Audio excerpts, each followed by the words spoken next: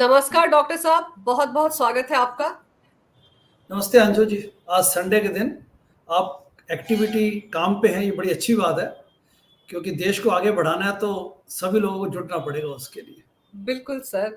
और हम और आप तो लगातार अगर बात करते हैं आम आदमी पार्टी की तो लोगों के सामने हकीकत लाने की कोशिश करते हैं कि ख्वाब क्या दिखाए गए थे और अंदर से क्या निकला। अब आप कल की तस्वीर देखिए सर। सौरभ भारद्वाज दो कैबिनेट मिनिस्टर हैं दिल्ली के, वो कैसे बीजेपी नेता विधायकों के चरणों में पड़ रहे थे, विजेंद्र के गुप्ता के, कि मतलब वो मार्शल्स के मसले पर क्या था सर, वो सब वो नौटंकी करने की आखिर जरूरत क्यों पड़ गई, वो भी एक ऐसे मंत्री को जिसकी सरकार है दिल्ली में। आम आदमी पार्टी जब व्यवस्था परिवर्तन के नाम पे आई तो आते ही इन्होंने 2015 में जब इनको 67 सीटें मिली दिल्ली विधानसभा में 70 में से, उसके बाद इनके जो भी गलत काम करने की जो इनकी टेंडेंसीज थी वो शुरू से दिखने लग गई। जितेंद्र तोमर जो लॉ मिनिस्टर थे, बनाए गए श्रीनगर से विधायक, वो पहला पहला स्कैम था एक फेक डिग्री का, जिस पे आम आदमी पार्टी 67 सीटें लेके आए हुए लोग भी वहां पे लोगों को चकमा देने में लग गए। अरविंद कहते हैं कि मैं तो मैंने डिग्री चेक की है, जितेंद्र तोमर की वो ठीक है अपने लेवल पे self certification, which is nonsense. और जैसे उसके खुद से बाद ईमानदारी का सर्टिफिकेट भी दे देते हैं सर, मेरा खुद केजरीवाल ईमानदार है, ये लिखा रहता है जी एक्स पर, तो खुद ही जी, सर्टिफिकेशन है ना देने का तरीका। तो दैट वाज द बिगनिंग। और ये प्रोसेस कभी भी खत्म नहीं होने वाली क्योंकि आम आदमी पार्टी झूठ, फरेब, कुतर्क, यू नो कुतर्क एवं भ्रष्टाचार।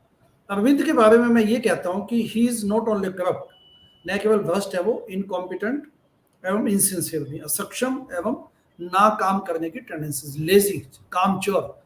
दिल्ली में जो इस वक्त हालत हुई पड़ी है, और आपने बहुत अच्छा मुद्दा लिया आज Anju ji, civil defence defence volunteers, सीडीवी।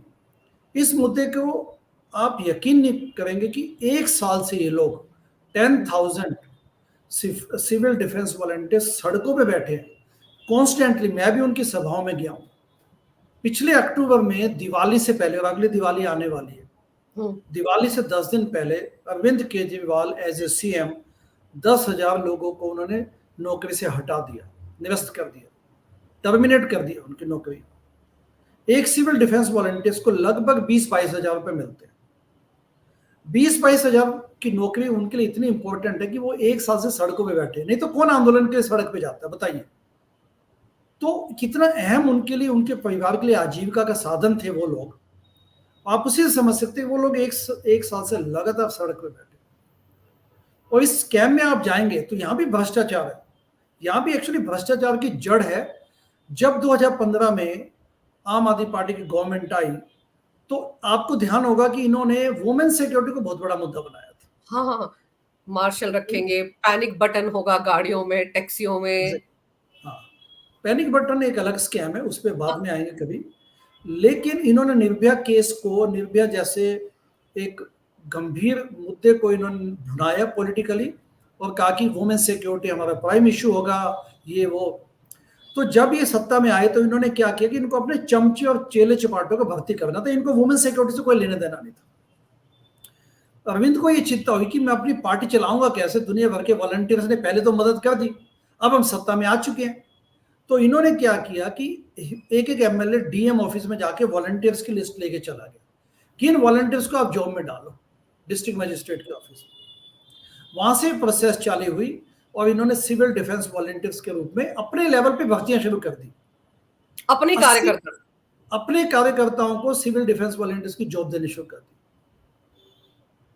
और उसके बाद लगभग 80% जब तक भर्तियां हो गई, सब एमएलए ने अपने अपने लेवल पे करवाया, पैसा भी खाया गया यहाँ पे, आप समझ ही सकते हैं। फिर जाके दिल्ली गवर्नमेंट ने पोर्टल बनवाया और उसके थ्रू कोशिश की कि ओपन भर्ती की जाए। लेकिन 80% लोग तो दाखिल हो चुके थे। क्योंकि ये सब मैं इसलिए जानता हूँ ये चीजें, क्योंकि जी। ये काफी वॉलंटियर्स हमारे आम आदमी पार्टी के थे उस वक्त के। मैं भी उस वक्त आम आदमी पार्टी में था, आज नहीं हूँ, और मुझे खुशी है कि मैं उस पार्टी में नहीं हूँ। तो तब बिल्कुल, इन्होंने क्या किया। आपकी इस बात पे मैं अपने दर्शकों को बताना चाहती हूँ डॉक्टर साहब की, डॉक्टर साहब शुरुआत में इंडिया अगेंस्ट करप्शन मूवमेंट से जुड़े रहे हैं, अरविंद केजरीवाल के साथ बहुत क्लोजली काम किया है इन्होंने 2014 के आखिर तक। लेकिन जब पहली बार वो जो ट्रांसपेरेंट तरीके से चंदा कहां कहां से आया, वो जो राग अलापा गया था केजरीवाल एंड कंपनी की तरफ से और वेबसाइट बनाया गया था, जब वो वेबसाइट हटाया गया था, जो लोग चंदा दे रहे थे पार्टी को जब उनके नाम की लिस्ट हटाई गई थी पोर्टल से, उस वक्त डॉक्टर साहब ने टाटा बाय बाय कह दिया था आम आदमी पार्टी को। जी, अब अपनी बात बताइए। मैं दर्शकों को बताना चाहती हूँ कि आप क्यों जानते जी हैं अंदर की सारी चीजें। जी। तो इन्होंने क्या किया, अपने लेवल पे सिविल डिफेंस वॉलंटियर्स के रूप में उनको नौकरियां देने शुरू कर दी, CDV, सिविल डिफेंस वॉलंटियर्स। फिर उसके बाद वेबसाइट बनी जिसमें ओपन भर्तियों का काम चालू हुआ, लेकिन तब तक 80% लोग भर्ती हो चुके थे। अब हुआ क्या कि दिखावे के लिए वो 20% भर्तियां की गई ऑफिशियली। ऑफिशियली अब क्या हुआ कि 2015-16 की बातें हैं ये। 2023 में डिपार्टमेंट ऑफ फाइनेंस ने क्वेश्चन, दिल्ली गवर्नमेंट ने क्वेश्चन उठाया कि ये जो सिविल डिफेंस वॉलंटियर्स हैं, ये तो बेसिकली नेचुरल जो डिजास्टर्स होते हैं उसके लिए हैं ये लोग, बिल्कुल। They are not meant. तो इन सिविल डिफेंस वॉलंटियर्स को इन्होंने क्या किया, इनको बस मार्शल्स के रूप में लगा दिया। सिविल डिफेंस वॉलंटियर्स की पोस्टिंग, मतलब इनको अपॉइंटमेंट दी गई एंड उनको बस मार्शल्स के रूप में लगा दिया, क्योंकि उनको अपना वादा पूरा करना था फेक वे में कि हमने वुमेन सिक्योरिटी बसों में हम ध्यान देंगे।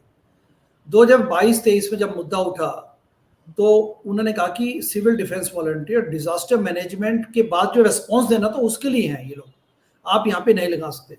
तो अरविंद केजरीवाल ने पिछले यानी कि 2023 अक्टूबर में एक ऑर्डर निकाला और सभी 10,000 लोगों को निकाल दिया, लेकिन साथ में ये घोषणा की कि हम होम गार्ड्स के रूप में इनको नियुक्त कर सकते हैं। तो आपने किया क्यों नहीं? पिछले 1 साल से उन्होंने कोई एक्शन नहीं किया। उनको होम गार्ड की भर्ती देनी तो अब दीजिए, बात तक नहीं की गवर्नमेंट ऑफ दिल्ली ने कोई बात तक नहीं की उनसे।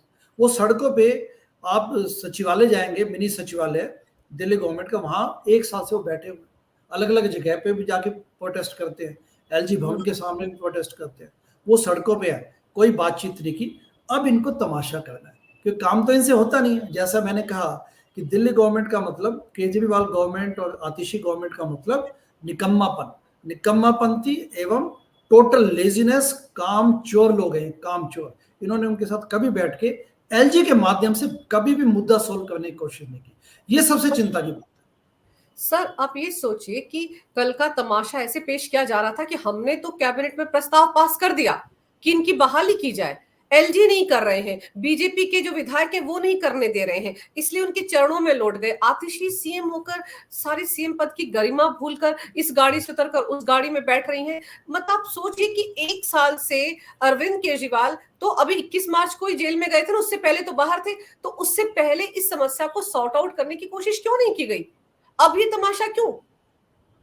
दिल्ली विधानसभा में 2020 में आम आदमी पार्टी को आउट ऑफ 62 MLAs बने इनके, फुल एब्सोल्यूट मैंडेट है इनके पास। बीजेपी के तो सिर्फ 8 विधायक है। अच्छा, अब 62 में 3 विधायकों ने इनको छोड़ दिया, राजकुमार आनंद, तंवर साहब जो हैं छतरपुर से, एंड राजेंद्र पाल गौतम जो कि सीमापुरी से। तब भी 59 MLAs हैं आउट ऑफ 70, प्रचंड बहुमत है इनके पास, इन्होंने कभी काम नहीं किया। अच्छा, अब क्योंकि इलेक्शन नजदीक आ गए तो इन्होंने विधानसभा में 26 सितंबर को जो विधानसभा हुई तो उसमें एक रेजोल्यूशन पास करने की जब डिबेट हुई, बीजेपी ने आई थिंक उसमें डिबेट के लिए मुद्दा उठाया, तो इसमें उन्होंने कहा कि अरविंद केजरीवाल गवर्नमेंट की कोई गलती नहीं थी।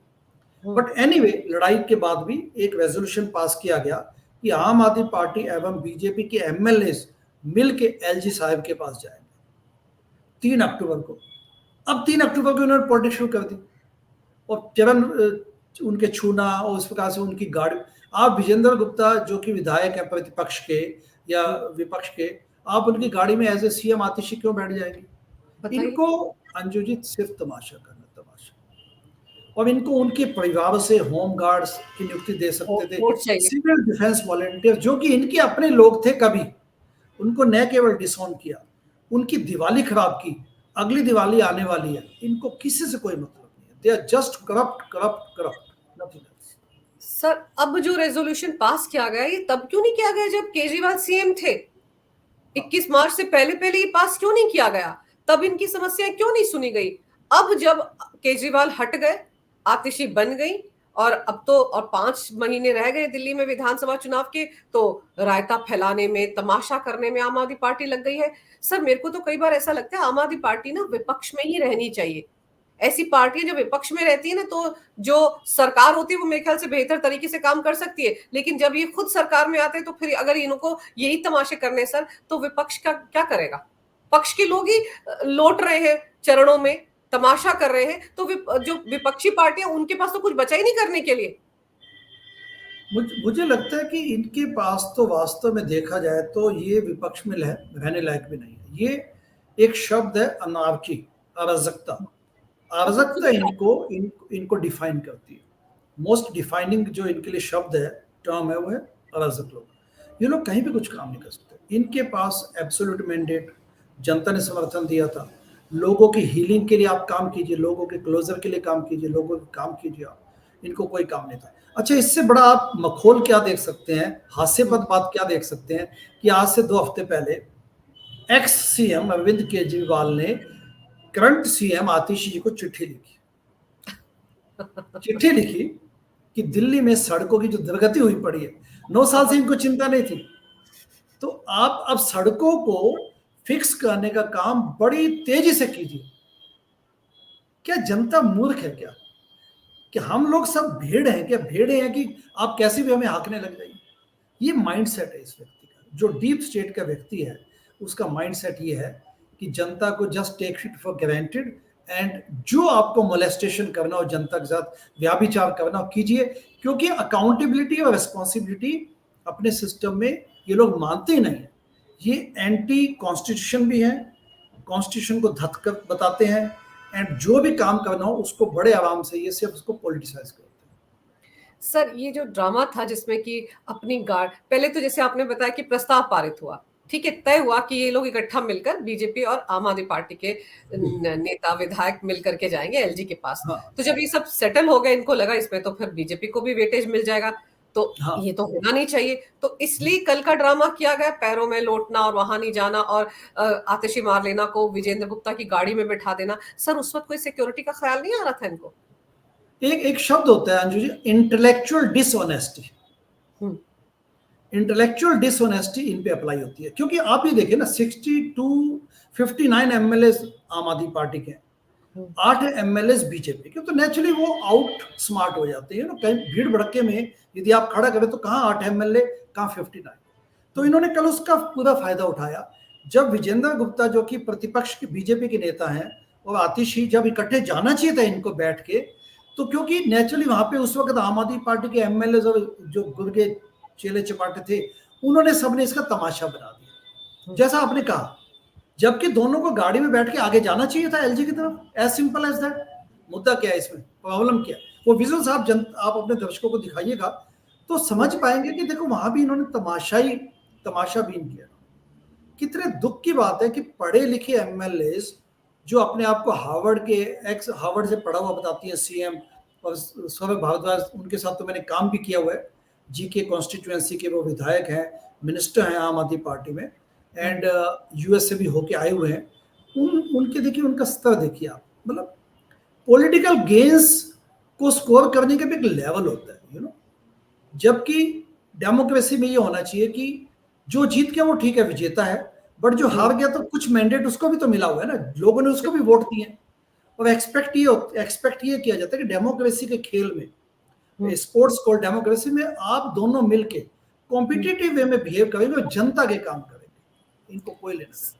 सर मैंने एक स्टेटमेंट सुना सौरभ भारद्वाज का कि हम सीएम को अकेले कैसे जाने दे सकते थे, उनकी सिक्योरिटी का भी सवाल था। अरे भाई वो एलजी भवन ही तो जा रही थी, और तो कहीं नहीं जा रही थी, एलजी के दफ्तर जा रही थी। अगर वो अकेली भी जा रही है तो इसमें सिक्योरिटी का क्या इशू है?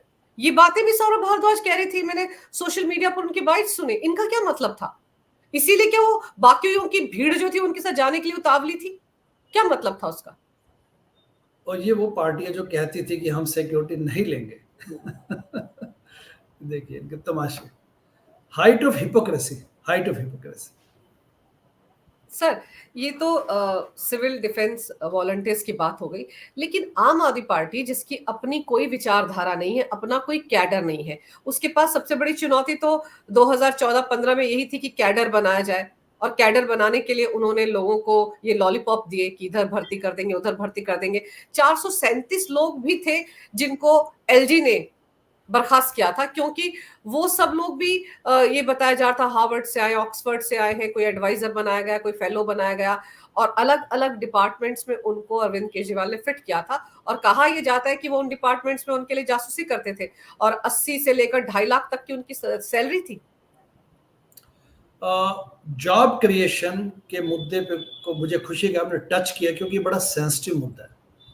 दिल्ली गवर्नमेंट में आने से पहले आम आदमी पार्टी ने 2015 में एक क्लियर कट प्रॉमिस किया था, वचन दिया था कि जितने भी अस्थायी कर्मचारी हैं उनको सबको परमानेंट किया जाएगा। अच्छा, दिल्ली में यदि आप अस्थायी या कॉन्ट्रेक्चुअल एम्प्लॉयज की बात करें तो वो सबसे ज़्यादा 3 डिपार्टमेंट्स में है।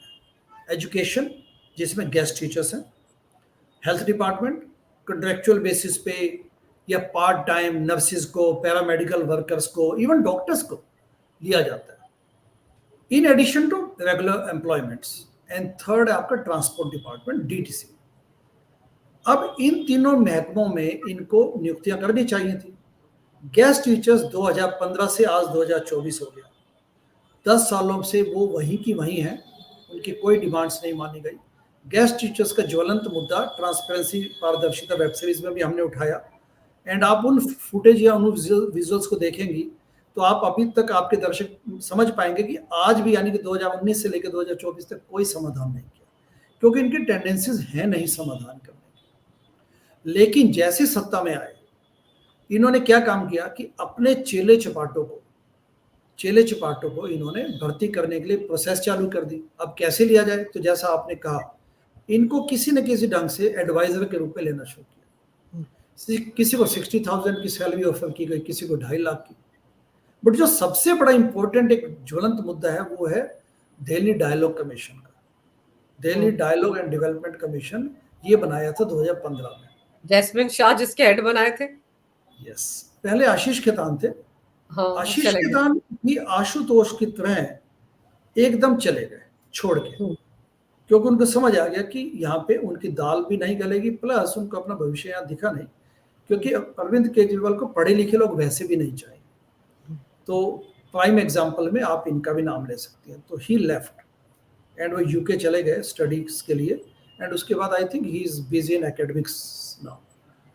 अब जब वो चले गए तो वो एक वाइट एलिफेंट क्रिएट कर दिया इन्होंने, Delhi dialogue and development commission. Delhi dialogue and development commission का काम तो ये होता है कि दिल्ली के सभी महकमों के साथ मिलकर पॉलिसीज को डिफाइन कीजिए, रिफाइन कीजिए एंड इम्प्लीमेंट कीजिए। यही तो काम है ना डायलॉग कमीशन का।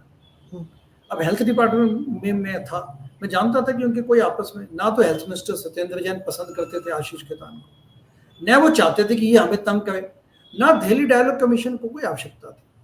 वो तो वैसे व्हाइट एलिफेंट के रूप में अपने रिसोर्सेज लेके बैठ गए। एंड अरविंद भी कभी नहीं चाहते थे कि दिल्ली डायलॉग कमीशन वास्तव में पॉलिसी मेकिंग का किंग बने। वो तो एक बनाना था, उनको एडजस्ट करने थे अपने चेले चपाटे, जिसके जैस्मिन शाह इस वक्त थे।